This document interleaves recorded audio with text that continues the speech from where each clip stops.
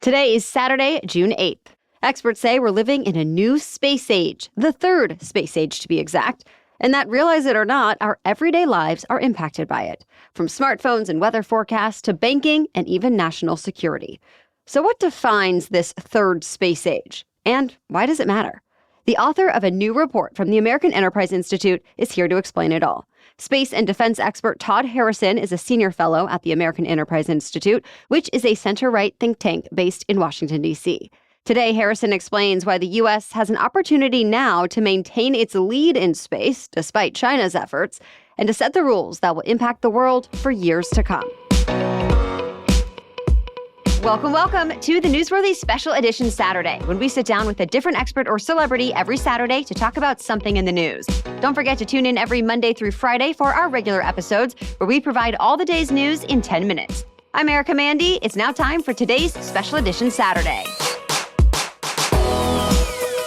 Todd Harrison, thank you so much for joining us here on the Newsworthy. Good to be here. So before we dive into the report, I want to start with the big picture. Can you explain briefly why you think the average American should care about what happens in space? I think the average American is affected by what's going on in space in many ways that they may not be aware of. Our economy, for example, is increasingly dependent on space-related capabilities. Everything from, the GPS that allows you and your Uber driver to find each other, to the weather forecasts that you rely on every day, to a lot of the communications and banking transactions that fuel our economy. So we're all using space in different ways every day, either directly or indirectly. And so what's happening in the competition in space is going to affect all of us. Yeah, so let's talk a little bit more about your new report.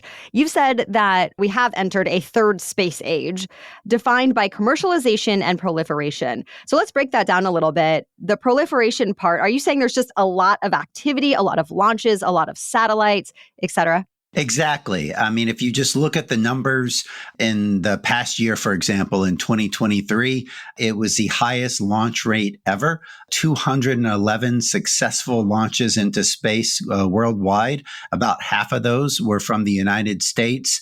And if you look at the number of satellites being deployed, the world has deployed more satellites in the past 5 years than in all previous years combined. And why is that happening? Is it simply advanced technology? Well, it relates to the commercialization of space, right? And what we've seen is, all the advances in microelectronics and the kind of technology that we use in our cell phone and other devices, that is contributing to a boom in space activity as well, because now you can pack a lot more capability into a satellite. And so space has become more useful for more and more applications. And so what we're seeing now is that about 84% of the satellites being launched are for commercial purposes. And that contrasts to during the Cold War. In the Cold War period, about 2/3 of satellites being launched were for military purposes. So we're in a very different era now. So give examples of what that means. You mentioned GPS. What other commercial purposes are satellites being used for? About 58% of all satellites in space that are operational belong to SpaceX's Starlink constellation. And Starlink delivers LEO broadband services, that is low Earth orbit broadband internet access. But there are also a whole host of satellites that do remote sensing, that take pictures of the Earth, that are serving commercial customers so that people can, identify what's going on in the environment, identifying people who are violating rules in fisheries and things of that nature. So a lot of new activity going on in space. And, I want to ask about space tourism, because I think that gets a lot of the headlines, when rich people are buying tickets to go up in space for a little bit. But does space tourism really play a role in this new space age at all? It is very high profile, but it is a very, very tiny sliver of the activity that we see. Human spaceflight is still very rare, and there are not many humans going into space. Really, the vast majority of what's happening in space is uncrewed missions. Okay, so this third space age is defined by this commercialization that we're talking about and just high activity, the proliferation part. Briefly, for historical perspective, what were the main takeaways from the first two space ages? The first space age was the Soviet launch of Sputnik in 1957. And that kicked off a frenzy of competition between the US and Soviet Union. It was very much a bipolar competition. So all the way through the end of the Cold War in 1990, about 90% of space launches and 94% of the satellites that were deployed were from either the US or the Soviet Union. It was, a period that was strongly dominated by the militarization of space. We saw the first anti-satellite weapons were tested during this time period. And at the same time, we were doing a lot of initial exploration of space and discovering how humans could operate there, putting the first humans in space, first humans on the moon. That really defined the first space age. Now, if you fast forward the second space age, at the end of the Cold War, things changed, right? The Soviet Union basically crumbled, and Russia did not have the resources to continue its space program. The U.S. also let its space program really start to fade to the back burner a bit. And so what we see in the second space age from 1991 until about 2015 is it was much more diversified. And you see some stagnation happening with the US and Russia. And so it became much more of a multipolar competition during that period. So how would you describe America's competitive advantage or the competition in space today? We are pulling far ahead of other countries. It is increasingly becoming a bipolar competition, really, between the US and China. And China is making a lot of progress, but they were starting from a pretty long distance behind us. To put it in perspective, in 2023, we've launched about 8 times as many satellites as China. They are, making a lot of progress, don't get me wrong. And they certainly pose a threat to the United States militarily in space with the counter space weapons that they have been advancing and testing. But we still have this enormous lead. Yeah. So explain a little bit more about why a lead in space matters. I think it matters because it is a growing area of the world economy. There are tremendous resources available in space. If you just, look at, resources available on the moon, we're talking, light metals that you can mine from the surface, water that we believe is trapped as ice in the lunar polar regions, particularly in craters in the south pole of the moon, that can be turned into propellant that can then be used to drive other missions deeper into our solar system. There are near Earth orbit asteroids that appear to be rich in valuable metals and minerals. So there's a lot of potential out there. I think what's at stake is how do we write the rules of how that type of commerce and that type of activity will be conducted. Right. So you wrote that the U.S. has this opportunity to what you call extend a rules-based international order into space. So explain that for us and why it's important, because of all the things you're talking about, this sounds like it could get messy. It could, right? And ultimately, if you look throughout human history, wherever commerce goes, conflict tends to follow. And so that's why, we have to be wary of what's happening and, be proactive rather than reactive. And what I'm talking about in terms of extending a rules-based international order into space, a rules-based international order is what advantages us on Earth, where countries have to play by, or there's at least an expectation that they will play by a given set of rules, that countries are not allowed to just make up the rules as they go, that we all respect each other's borders. We respect things like property rights. We want those types of principles to extend into space because in the long run, that's better for humanity. It's better for the development of space assets if you have a rules-based system, but also it's better for free market economies like our own. If we let other countries get there first, namely Russia and China, who have a joint mission to go to the lunar South Pole, just as NASA is planning to do, if they get there first and they start establishing the precedent, it may very well not be a rules-based international order. There may not be an expectation of respecting property rights or even adhering to current international treaties that say you cannot claim territory on any celestial body. If others get there first and start doing it, that becomes the de facto norm. Still to come, we discuss whether we should expect actual warfare in space. Todd Harrison explains why he thinks it's inevitable. And we check in on the newest military branch, the Space Force, and what it's been up to. Plus, what to know about space debris, including some that fell on a house recently. That and more just ahead. But first, a break for our sponsors. As most parents know, daily routines can be key for a happy home. And one of the routines we've incorporated into our mornings is giving my son Haya vitamins. It comes in this cute bottle he got to decorate with stickers, and most of all, he loves the taste. He always gives a little noise when he pops his vitamin in his mouth. And yet, there's no sugar and no yucky gummy junk. Haya is pressed with a blend of 12 organic fruits and veggies, as well as 15 essential vitamins and minerals like vitamins D and C, B12, zinc, folate, and many others. It's specifically designed for kids 2 and up. Haya is non-GMO, vegan, dairy-free, allergy-free, gelatin-free, and everything else you can imagine. Basically, my little boy loves Haya vitamins, and I love knowing he's getting the nutrients he needs. And we're all happy. And I want you and your kids to be happy about this too. So we've worked out a special deal with Haya for their best-selling children's vitamin. Receive 50% off your first order. To claim this deal, you must go to hayahealth.com/newsworthy. This deal is not available on their regular website, so go to HIYAHEALTH.com/newsworthy and get your kids the full body nourishment they need to grow into healthy adults. Again, get 50% off your order at hayahealth.com/newsworthy. The Newsworthy is also brought to you by Honeylove. If you're sick of the old, uncomfortable essentials in your closet, it is time to upgrade. And the best place to get your new tanks, bras, leggings, shapewear, and more is Honeylove. All of their items are next-level comfortable and cute. I mean, we all know that feeling when you get home from a long day and immediately want to get into your pajamas.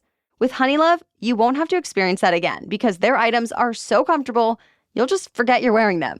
And that's true whether you're wearing Honeylove's shapewear and bras or their leggings and loungewear. And speaking of leggings, Honeylove's Legging 2.0 is still my favorite legging. I wear them literally every week, if not every day. Honeylove is not just supporting women, it's empowering women. Treat yourself to the best bras, leggings, shapewear, and more, and save 20% at honeylove.com/newsworthy. Use our exclusive link to get 20% off at honeylove.com/newsworthy and find your perfect fit. After your purchase, they'll ask you where you heard about them, so please support our show and tell them we sent you. You deserve this. Free the pain and discomfort. Keep the support with Honeylove. Okay, now back to our conversation. And, we know that space is used in military capabilities here on Earth, but is there ever a world where, warfare is happening in space? Unfortunately, I think that is somewhat inevitable. It is already true, though, that, in military operations on Earth, space is already heavily involved. Even if you just look at the Russian invasion of Ukraine, one of the first attacks that Russia used was a cyber attack to take out the satellite communication systems of Ukraine. So we should expect that more and more space is going to be a part of warfare. A few years ago, we actually spoke with you here on the show about the newest military branch, the Space Force, back when the agency was just getting off the ground. What role does the Space Force play now, and what do you expect for it in the future? The Space Force does military space. That is the space capabilities that help enable our military to keep us safe.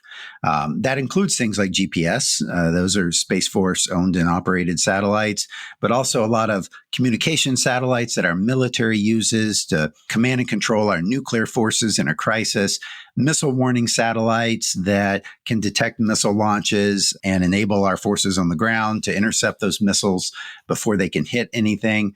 There are a lot of missions that the Space Force does. Increasingly, there are more mission sets that are opening up for the Space Force. And so that's where I think this is a tremendous opportunity to extend our military advantage in space and how space can support our military in keeping us safe in the future. Versus NASA, which is more research and science-based.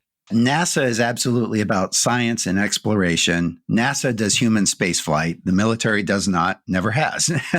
If there are military astronauts, they actually take a leave from the military and they work for NASA when they go and go up as astronauts.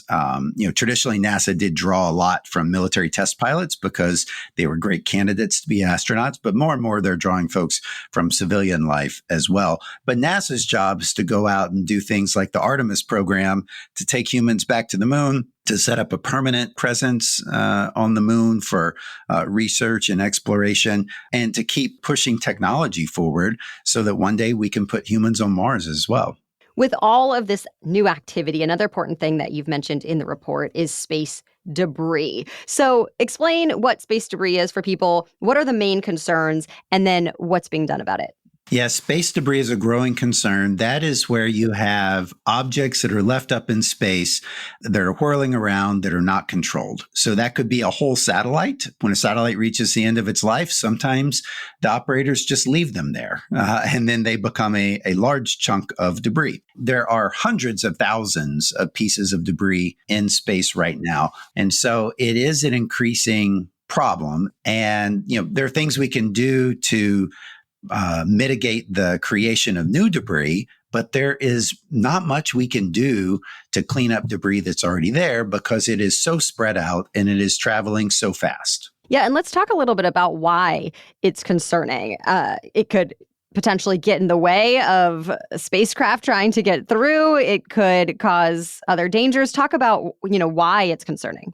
Yeah, so when you've got space debris up there, if it's large enough to track, and we can track things down to about the size of a racquetball when it's in low Earth orbit, if you can track it, then you can make sure that satellites navigate around it. Some satellites don't have the ability to maneuver, and so you just have to cross your fingers and hope they don't strike. But it becomes a bigger and bigger problem if you're maneuvering more and more. That uses up the precious, amount of propellant on satellites, and it ultimately shortens their lifespan when you do that. Sometimes you screw up, and sometimes there is a collision. That happened back in 2009.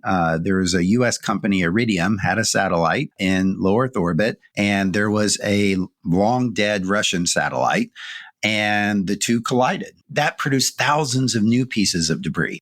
And even though it's rare, there are instances of space debris coming back to Earth. And actually, there was one recently that hit a house. That's right. So that one was very unfortunate. NASA had a big chunk of batteries on the International Space Station. They had intended originally to bring the batteries back down in a controlled way on one of their capsules at the space station, but for various reasons, they weren't able to do that. And so they decided to just push the battery overboard and let it deorbit on its own. And as it happened, it ended up re-entering the atmosphere. Most of it burned up, but part of it did not. And it went through a house in Florida when people were inside the house. Now, luckily, no one was hurt, but it just goes to show that, there can be close calls like that. And as more and more objects are up in space, we do have to be more careful in thinking through how are we going to let these things re-enter the atmosphere? Will they actually burn up completely, or are they going to pose a risk to people on the ground? Anything else you want to add, or just a final thought or takeaway for our audience? This is really a once in a generation opportunity for the United States. We have built up over many decades an incredible lead in space technology and space capabilities. And we're at a point now where we can leverage that in ways that not only give us a long-term advantage, but really unlock the full potential of space for the United States and the rest of the world. Well, thank you so much to Todd Harrison for sharing his insights and analysis. If you're interested in reading his full report about building America's advantage in the third space age, we have a link to it in the episode notes on our website, thenewsworthy.com. We appreciate you spending part of your weekend with us. Be sure to tune in on Monday for our next regular episode. Our signature news roundups get you updated on the day's top news and more to know in just about 10 minutes, Monday through Friday. So until then, have a great weekend.